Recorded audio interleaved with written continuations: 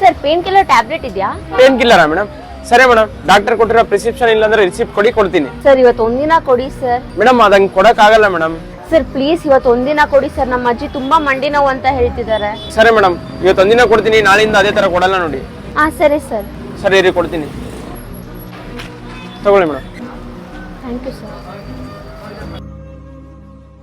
Sir ಅದೇ tablet. Madam ನಾನು ನಿಮ್ಗೆ ನಿನ್ನೆನೇ ಹೇಳ್ದೆ ಅಲ್ವಾ, ಪ್ರಿಸ್ಕ್ರಿಪ್ಷನ್ ಇಲ್ದೇನೆ ಕೊಡಲ್ಲ ಅಂತೇಳಿ. ಸರ್ ಆಪರೇಷನ್ ಎಲ್ಲ ಮಾಡಿಸ್ಕೊಳ್ಳಲ್ಲ ಅಂತಿದ್ದಾರೆ ಸರ್, ಅವ್ರು ತುಂಬಾ ಹೆದರ್ಕೊಂತಾರೆ, ಅದಕ್ಕೆ ಟ್ಯಾಬ್ಲೆಟ್ ಇಂದನಾದ್ರೂ ಕ್ಯೂರ್ ಮಾಡೋಣ ಅನ್ಕೊಂಡೆ. ಮೇಡಮ್ ನಿಮಗೆ ಗೊತ್ತಾ, ಆಪರೇಷನ್ ಇಲ್ದೇನೆ ಮಂಡಿ ನೋವನ್ನ ಕ್ಯೂರ್ ಮಾಡ್ತಾರೆ.